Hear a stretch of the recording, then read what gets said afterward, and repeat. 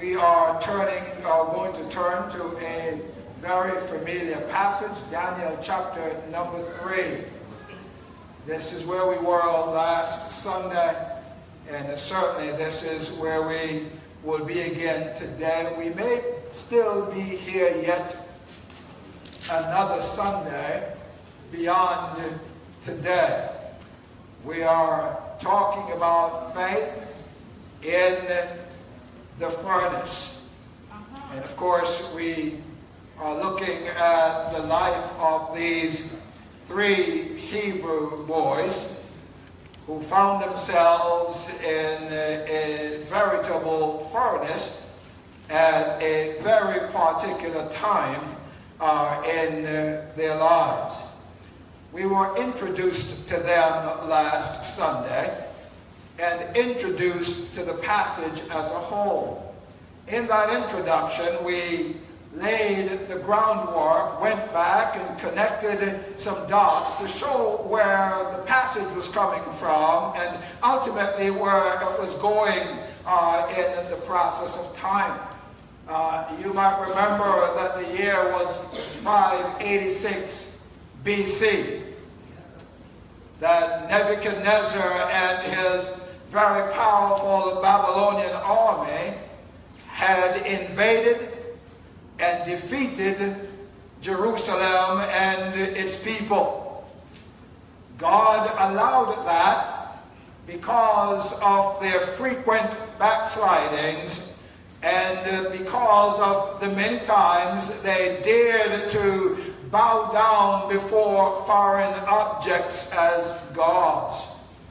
God, because of that, sent them into a Babylonian captivity, a place where they would be for some 70 long years. As a consequence, he instructed the general in Nebuchadnezzar's army to bring certain of the children of Israel and of the king's seed and of the princes out of Jerusalem down to Babylon so as to be special servants to the king of Babylon, if you will. Last time we pointed out that these were to have been the brightest and the best of the Jerusalem young men who would have been taken down into Babylonian captivity. In Daniel chapter 1 and verse number 4, God outlined for us who these individuals were and what their special skills would have been. Remind yourself, if you were to turn there, that they were to be men without blemish. These were perfect human beings, if you will. Men who had no scars, no ills, no imperfection at all about them. They were to be well favored, properly looked upon by their superiors, and severely respected by their subordinates. Men who were well favored, men who were wonderfully skilled, men who were witty and wise, men who were wily and cunning, men who were worldly, who were filled with the knowledge of this world. They were worldly knowledgeable, men who were wholesome and proper, and men who were willing to learn, especially the language and the culture and the ways of the Chaldeans, if you will. Among these were 4 who stood out. We know them as Daniel, renamed by the king of Babylon, Belteshazzar. Hananiah, renamed Shadrach. Mishael, renamed Meshach. And Azariah, renamed Abednego. Not only were they among the brightest and the best, but they were also among the most godly. People in whom the Spirit of the true God was. A truth, if you will, that would be borne out in this book of Daniel by virtue of the many horrible things that they would be asked to go through simply because of their belief in the true God. Their faith in God would rise to the forefront and place them in some very testy situations. The first of those testy situations came when they, in chapter 1, asked permission not to eat the king's meat. As a matter of fact, the Bible tells us there that Daniel purposed in his heart, along with the 3 friends, that they would not defile themselves with a portion of the king's meat, nor with the wine which he drank. And what that illustrates to us is that there are some things in Babylon that the people who are not from Babylon must not engage themselves in.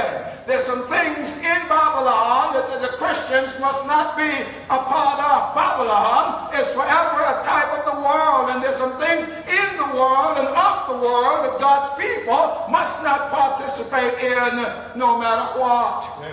And so Daniel purposed in his heart that they would not do that. They would not defile themselves. They would not allow themselves to become victims of the land where they were. They may have been in Babylon, but they certainly were not of Babylon. And the scripture warns us that while we are in the world, we must not be of the world. We can't live anyplace else, right? This is the place God has created for us to live on. We know of people living no place else other than on earth. No matter what they say about Martians and all these things going on, nobody, to our knowledge, live any place else other than here. Now, we can be here, but not of here. Amen? We can be in the world. We can be in Babylon. But there is a noticeable difference between being in Babylon and Babylon being in us. There comes a time when the boat must be in the water. But when water starts to get in the boat, we have a problem. We have a serious problem when we're out in the ocean and water starts to get into the boat. So we must be careful to know that while we must be in Babylon, we must not be of Babylon. And Daniel and his men decided, sir, we are in your land, but we are not from here. We are not of here. We don't worship your gods. We don't eat your meats. We make sure that you understand that we're not going to do that. Once you understand that going in, we have no problem.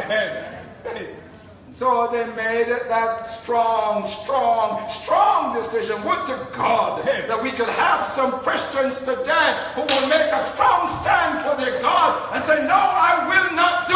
No, I will not go. No, I will not be. We might be in the world. But oh, my beloved, it's a difference to be off the world. Their first test would come when meat was offered to them, and they said, no, sir. With all due respect, no disrespect to the king, but we certainly will not have this. And of course, the king's servant was a bit disturbed, and you know the story. When this gets back to the king and you guys are not as you should be, well, my head is going to be on the platter. Daniel said, don't worry. Let's put us to the test. Give us a 10-day test. And at the end of these 10 days, we're going to eat greens. And you guys can eat whatever you want to eat. But at the end of this 10-day test, we want you to bring us before the king. We want you to, let it be known whose countenance looked the best. Well, you know the story. No need to go through that with you again. That was the first test. The second test would come in chapter 2. In that chapter, the king had a strange dream. A dream that troubled him, and which ultimately caused him to make an image of himself and set it up so that he be worshipped.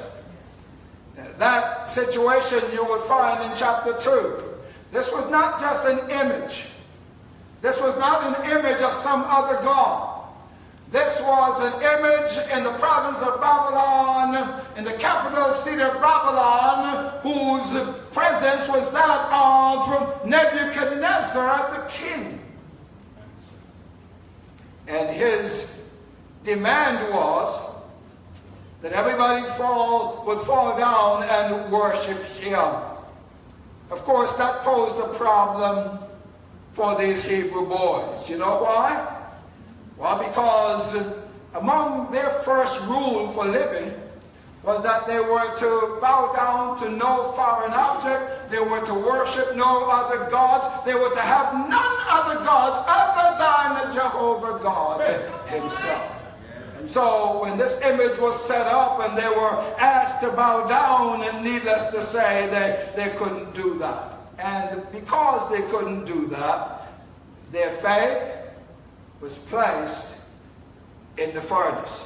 Right. See, that's where we pick up the story in chapter number 3. Chapter 2, you had the dream and the strangeness of it, and the fact that no one in Shushan, the palace, could have interpreted this for the king. Nobody in Babylon could have told him what the dream and its interpretation was.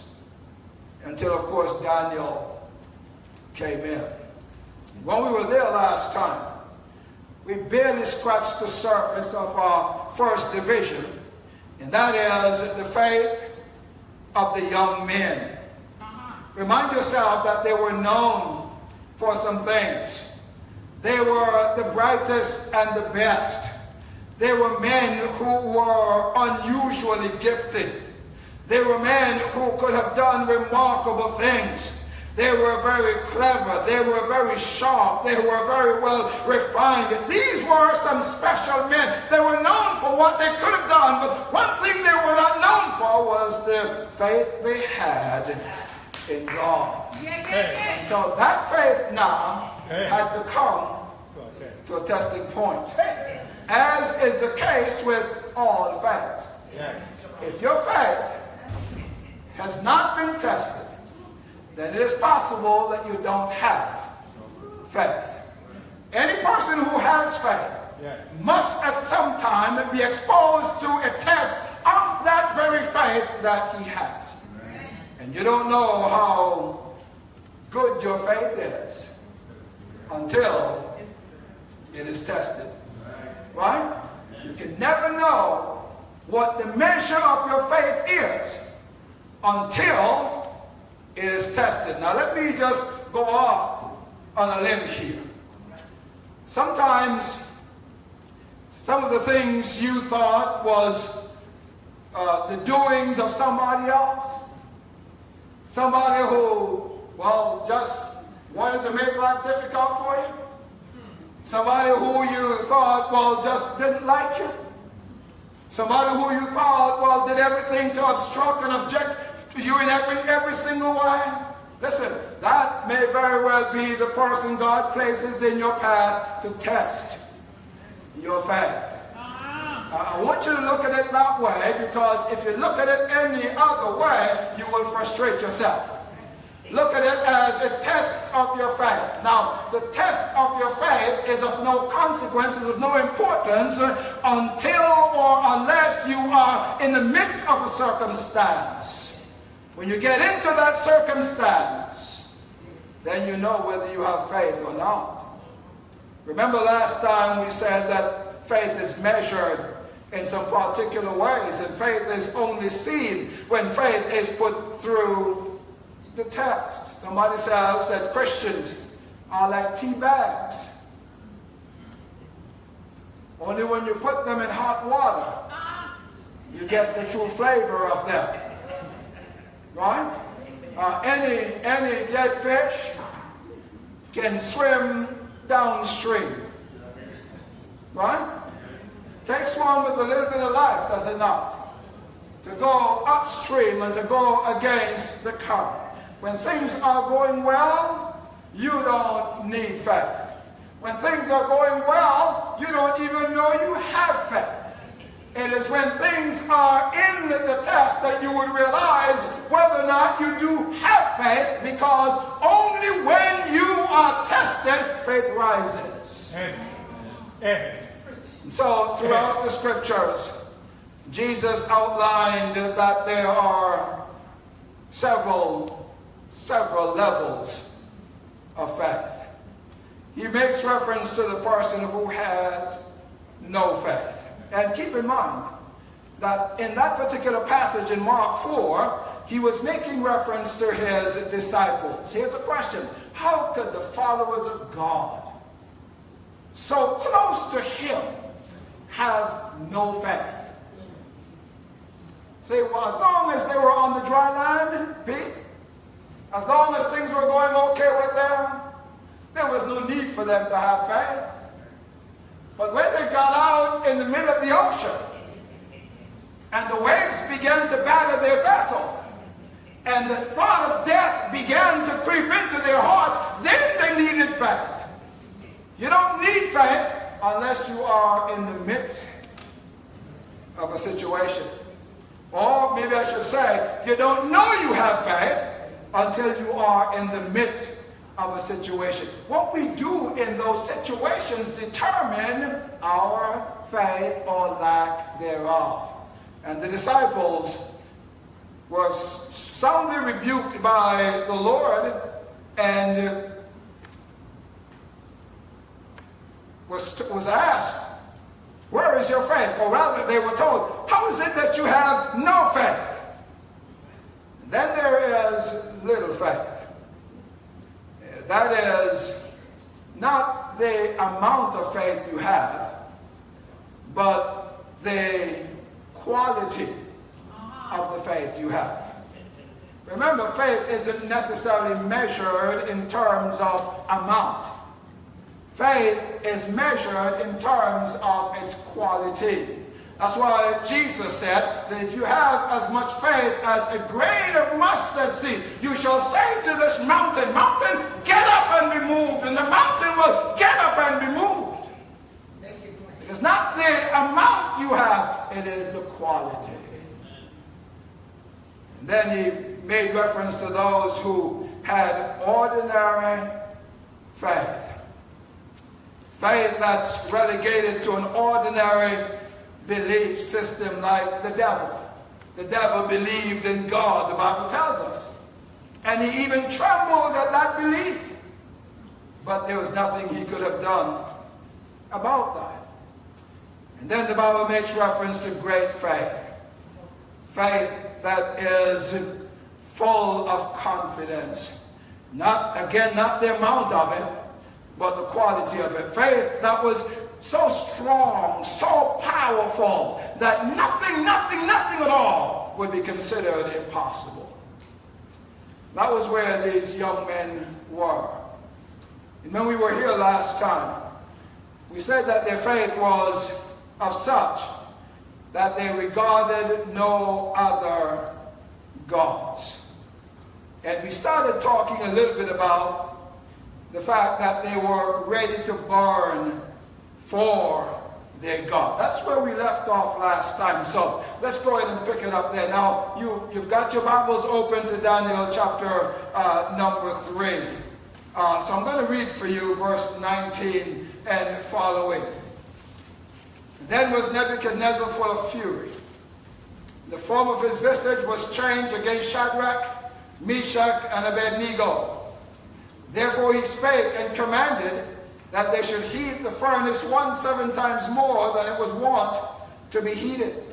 And he commanded the most mighty men that were in his army to bind Shadrach, Meshach, and Abednego and cast them into the burning fiery furnace.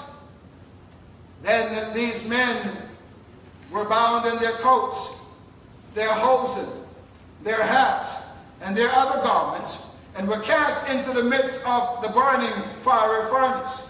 Therefore, because the king's commandment was urgent, and the furnace exceeding hot, the flame of the fire slew those men that took up Shadrach, Meshach, and Abednego. These 3 men Shadrach, Meshach, and Abednego fell down bound into the midst of the burning fiery furnace. Then Nebuchadnezzar the king was astonished, and rose up in haste, and spake, and said unto his counselors, Did not we cast 3 men into the midst of the fire? They answered and said unto the king, True, O king. He answered and said, Lo, I see 4 men loose, walking in the midst of the fire. They have no hurt, and the form of the 4th is like the Son of God. Then Nebuchadnezzar came near to the mouth of the burning fiery furnace, and spake and said, Shadrach, Meshach, and Abednego, ye servants of the Most High God, come forth, and come hither. Then Shadrach, Meshach, and Abednego came forth of the midst of the fire. And the princes, the governors, the captains, the king's counselors, being gathered together, saw these men upon whose bodies the fire had no power, nor was an hair of their heads singed, neither were their coats changed, nor the smell of fire passed on them.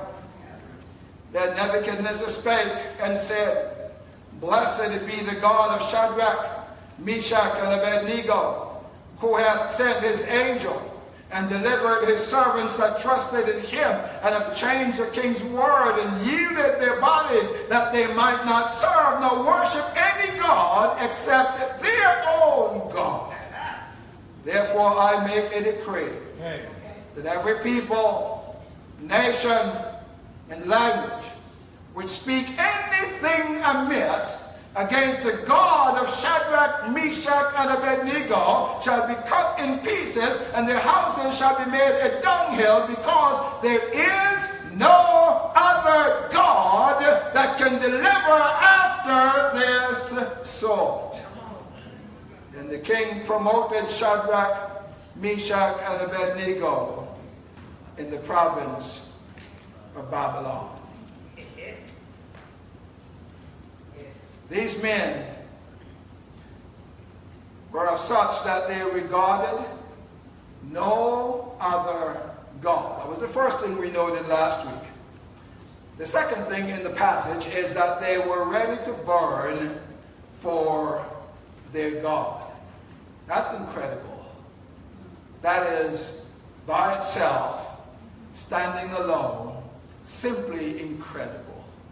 That they were ready to burn for their God. Even in the face of certain death, there are some things the people of God must not do. One of them is that they must not bow down to any other God. These young men would rather burn before they worshipped any other God. While it is true that real faith, and I want you to get this, real faith cannot be burned, you wouldn't know whether it could or not unless it is placed in the fire. You would not know if your faith will burn unless your faith is placed in the fire.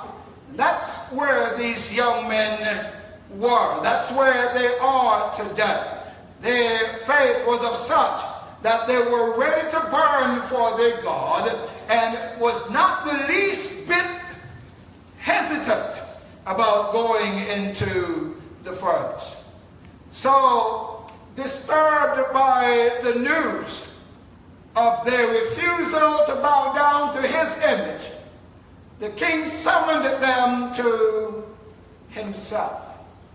And in summoning them to himself, he did a number of things. First of all, he threatened their faith. Glance down back at verse 15. We didn't read this. But as they came before him, the Bible says that he said to them, Now if ye be ready, that at what time you hear the sound of the cornet, the flute, the harp, the sackbut, the psaltery, the dulcimer, and all kinds of music, he shall fall down and worship the image which I have made. If you do that, okay, great, well. But if ye worship not, he shall be cast the same hour into the midst of a burning fiery furnace. And who is that God that shall deliver you out of my hands? So in the first case, he threatened their faith. They were threatened by the king. Little did he know about their faith. For just as it cannot burn, so also faith cannot be afraid. Fear is a faith killer. You cannot have faith and fear at the same time. That's why the Bible tells you that God, 2 Timothy 1:7, hath not given us a spirit of fear. Fear is a veritable faith killer. Wherever fear is, faith cannot be. That's why the disciples found themselves in the situation they were in. They were so afraid that they had no faith. You see, fear took over their faith, which is inevitably what happens. If you have fear, you can't have faith. That's why the Bible says, Jesus speaking in John 10, he says, fear not them which kill the body. That's all they can do. They can't kill anything else but the body. But he says, rather fear him who is able to destroy both soul and body in hell.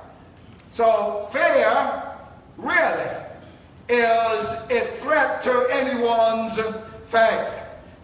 Nebuchadnezzar thought that if he made them afraid, then maybe they would bow down to him. And maybe some of us would.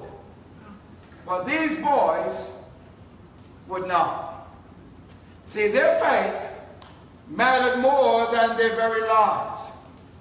I remember during the years of apartheid, when things were really getting heated up in South Africa, that a young Nelson Mandela one day was questioned by a reporter who wanted to know why he dared to stand where he stood for his position in the land. And Nelson Mandela, as a young man, said, listen, a free South Africa is an ideal for which I live. But if needs be, an ideal for which I am prepared to die. See, the truth about faith is that if you're not willing to die for it, then you don't have it. You need to know that your faith in God is of such that put to the test, you will die for your faith. If you can't do that, then you need to question your faith. All right. You need to recognize, you need to be able to know that your faith is strong enough. And so, threatened for their faith, well, you notice what they said, we're not careful. But before we get there, Nebuchadnezzar, in his summons to them, would threaten their faith. He would taunt their God. You know, the last time someone did that, he was publicly humiliated and his head severed from his body because he dared to taunt the God of the Hebrews. His name was Goliath, remember? He dared to taunt God. God sent a little kid, just a little kid out there, who when Goliath saw him, Goliath said, man, what am I, a dog? That you would send this little kid out here to me?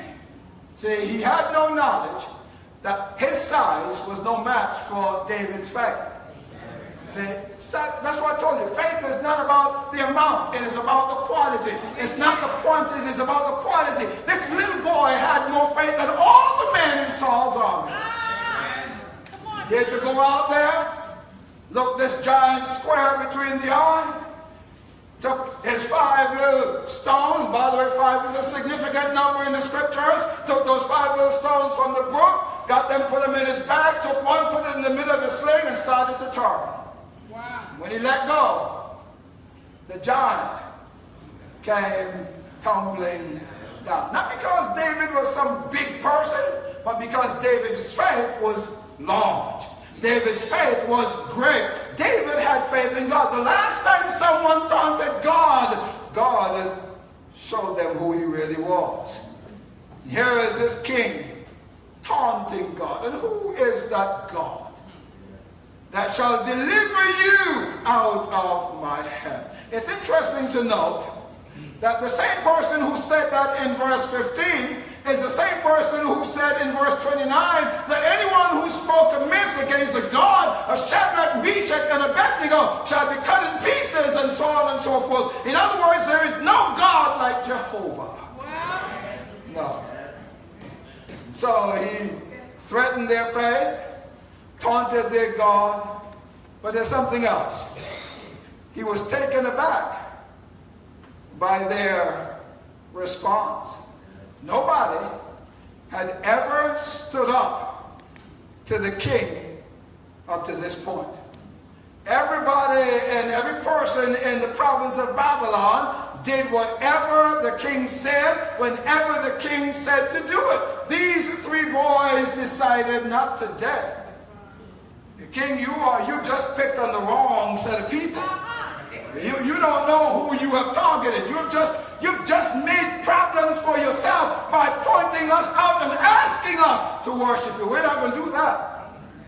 We will not do that. In fact, they said to the king, we are not careful to answer you in this matter. That word careful is quite interesting. I took some time and I noted that from its Hebrew root, the idea is that, listen, we don't really care what you say. How do you say that to a king? And how do you say that to a king whose law was that of the Medes and the Persians, who never changes? How do you say that to a king who has absolute authority over you? How do you say that to Nebuchadnezzar? We don't care what you say. We don't even care what you do. In other words, if you listen to them carefully, you might just hear them say, all right, king, bring it on.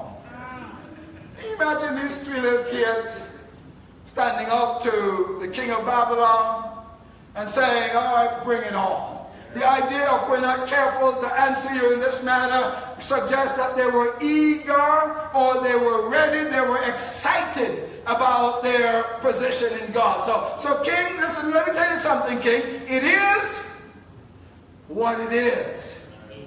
Do whatever you want to do.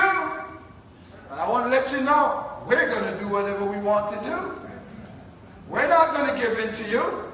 We're not going to bow down to you. And so the duel began.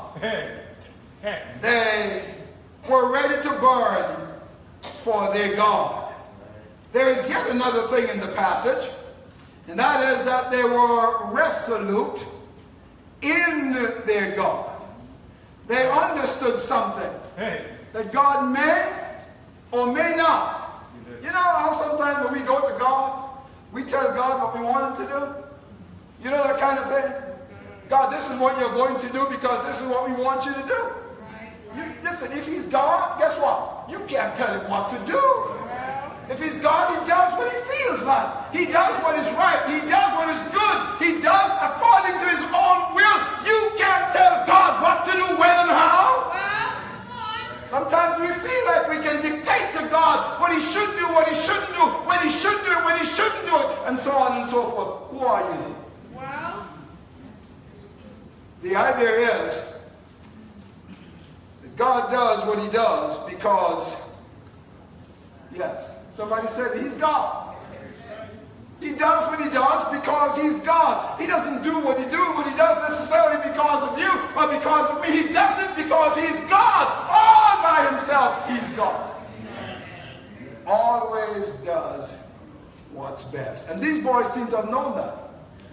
They said, all right, king, bring it on. Whatever you want, go ahead and do it. But we want you to know one thing.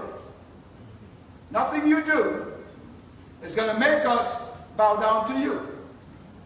If you want to cast us in the furnace of fire, then you go right ahead. Our God will deliver us. And if our God doesn't deliver us, guess what? It's okay with us. Is your faith of such? Is our faith of such that if our God does not deliver us out of our respective situations, can we still say it's okay with you? You know, that's a tough thing, because we want God to do what we want God to do when we want God to do it.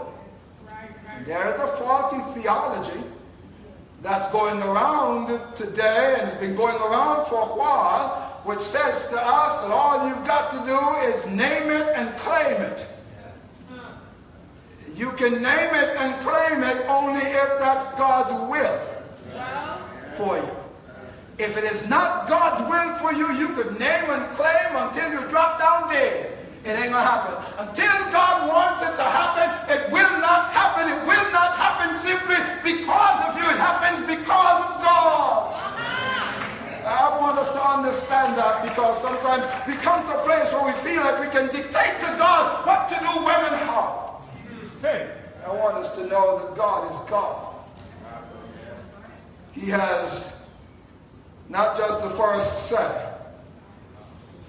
but he has the last say. And there's all the says in between the first and the last. These men were resolute in their God. Verses 17 and 18 would make that clear. After they expressed in verse 16, we're not careful to answer you in this matter, they said, if it be so, our God whom we serve is able to deliver us from the burning fiery furnace, and he will deliver us out of thine hand, O king. But if not, if none of that happens, be it known unto thee, O king, that we will not serve your gods, nor worship the golden image which you have set up. If it means that we have to be thrown into the fiery furnace, then so be it. But we're not going to fall down before your God. Whether or not their God would come through for them, and he will, but whether or not he would, they were not going to let their God down.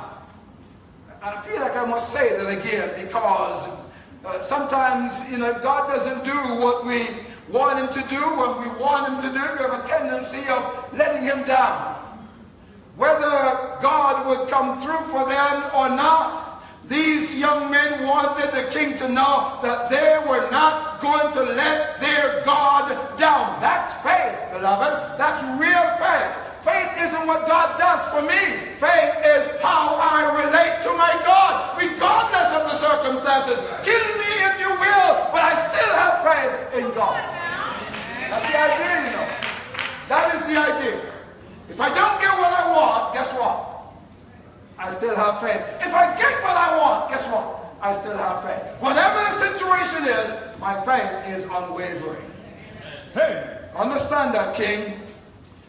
You can do what you want, but I'm not letting down my God. Unlike Gideon, who needed a fleece. Unlike the Jews, who needed a sign. Unlike Thomas, who needed to touch. These young men said, we are going to believe in our God regardless to the outcome. That's real faith. Real faith cannot burn. Real faith is never afraid. Real faith needs no confirmation.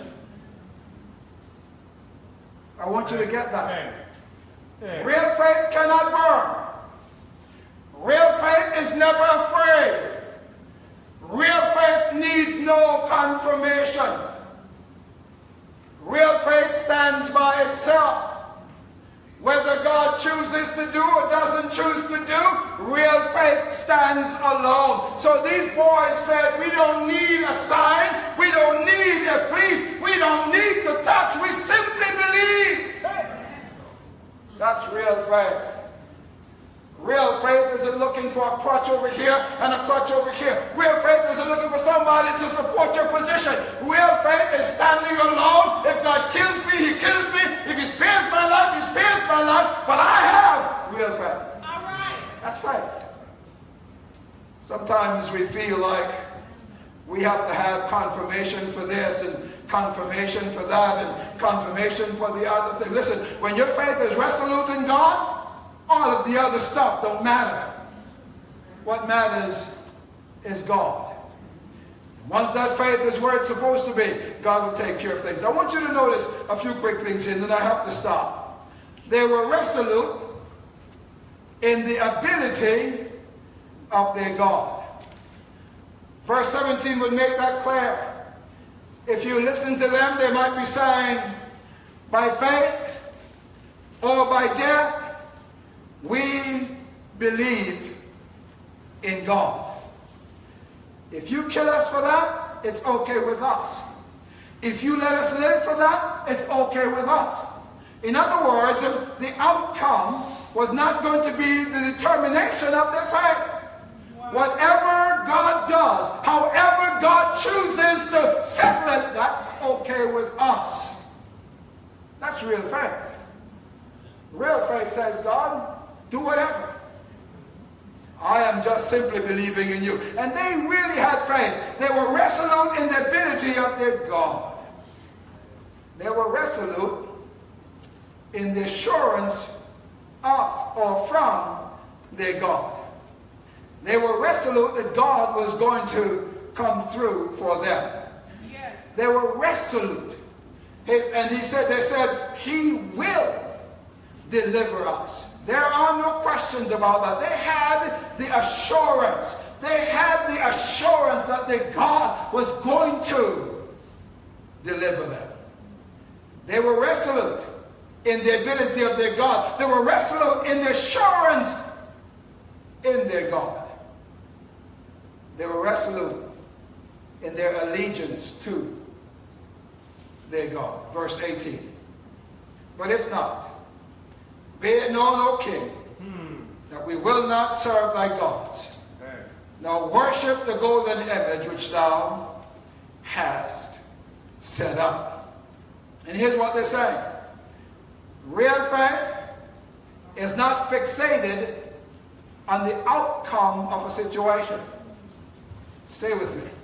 Real faith is not fixated on how a matter is settled. Real faith has nothing to do with the outcome. Real faith has everything to do with the God in the situation, the God of the situation. Real faith says, God, you do whatever you choose to do. If it means that we're going to die, well, that's okay. I don't know, that to me is incredible. Real faith cannot burn. Real faith is not afraid. Real faith needs no confirmation. What these young men had was real faith. Now I want to close today by asking, is your faith real? Can you simply take God at his word? Can you? Regardless of the outcome, can you simply trust God? Will you simply trust God? See, some of us won't trust him unless we know what the outcome is going to be. For some of us to exercise our faith, we have to know what the outcome is going to be. And somehow we try to dictate the outcome. We try to somehow cajole God into doing what we want. if we don't have that assurance that this house is going to sell, and God, I am not leaving here to go where you asked me to go. You understand where I'm going with this?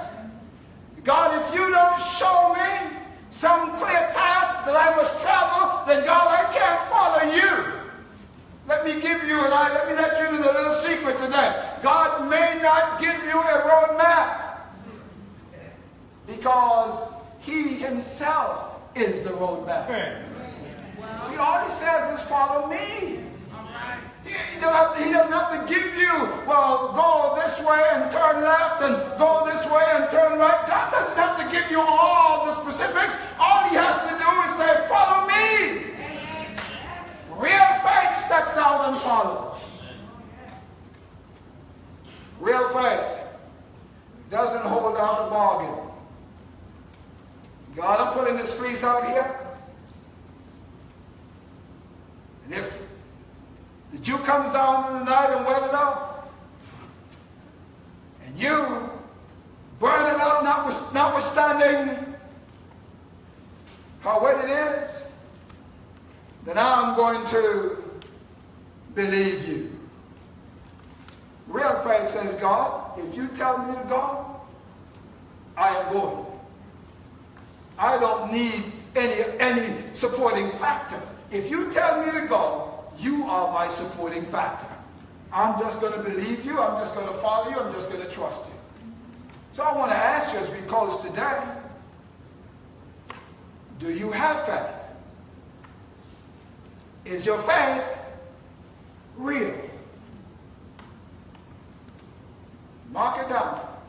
You will never know if it is until it is placed in the furnace. So I want to ask you, can you trust God for your situation today? Can you say, God, I don't understand this. This is difficult. But I am left with no recourse other than simply to trust you. I don't know what your situation is. Can I tell you that whatever your situation is, real faith is greater than it? Can I tell you that whatever your situation is, that no obstacle is insurmountable?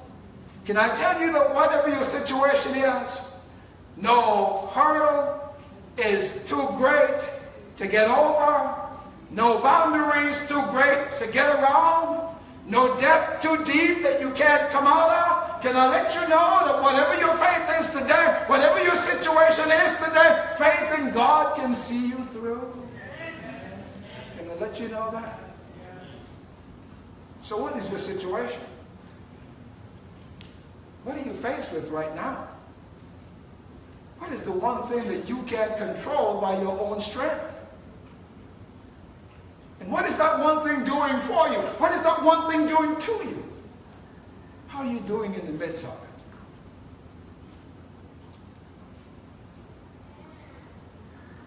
These young men may not have had all that we have today, but they really believed in God. Do you? Really, really, really believe in God? We say that, don't we? But we don't know what that is until we're faced with our furnace of fire.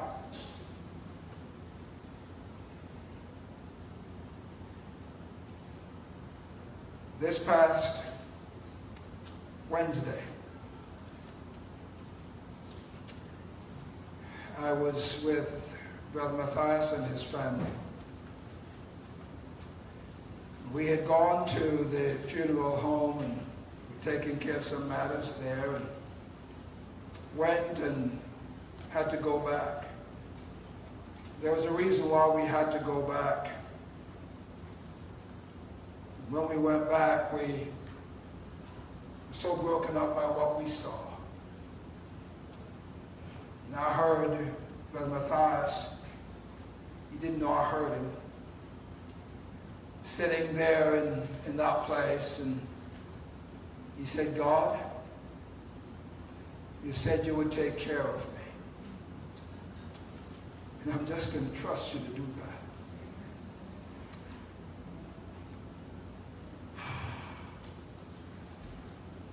that.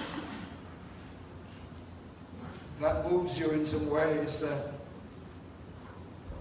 you didn't know you could be moved. Faced with such a difficult situation, still his faith remained steadfast. I want to let you know that until you've been in a situation like his, you will never know. You will never know whether you have faith or not. For I have heard some, in less a difficult situation, challenge God because they couldn't understand why God allowed this or allowed that. Folks, I want to tell you today, and we'll come back to these young men next time, but I want to tell you today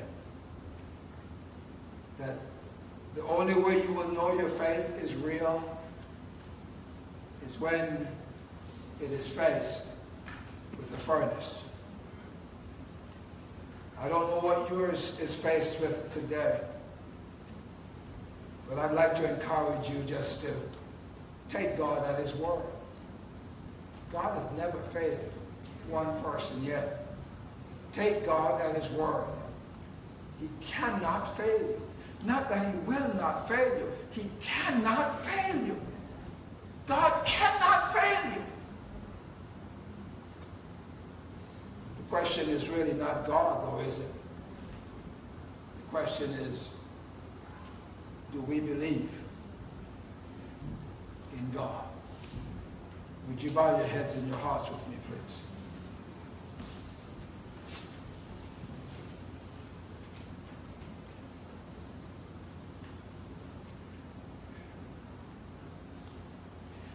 Dear God, thank you for the examples of these men.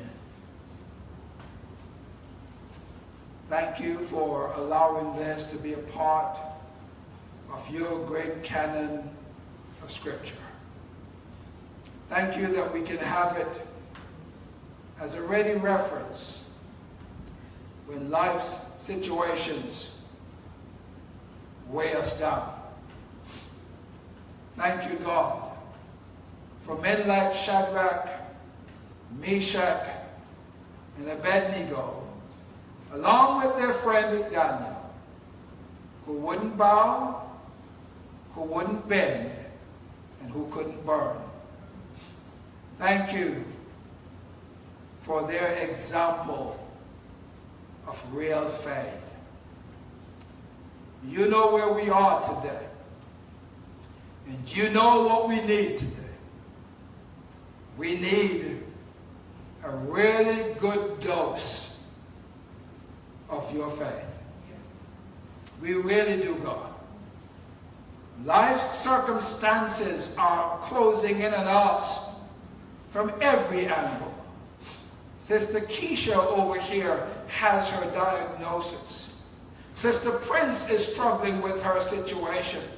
Sister Shakira virtually lives in the hospital. Brother Matthias and his family are faced with theirs. Sister Ben and her family are faced with theirs. The Flemings are faced with theirs. God, there's so many things.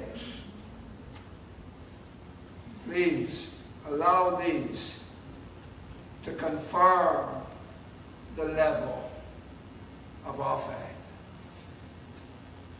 Please bring us to that place, God, where we will just take you at your word. Just believe you for who you are, for what you said, and just act upon that as if it is all we have. Because in reality, that's all we have. Nothing else matters if our faith is not firmly grounded in you. So you know our case today. You know where we are, what we're faced with, what's weighing us down right now. Remind us that that is no match for faith in God. Remind us, God, that faith cannot burn. Faith is never afraid. Faith needs no confirmation. Faith simply takes you at your word. Thank you for faith. Increase our faith. Teach us, Lord God, how to rely more solidly on you.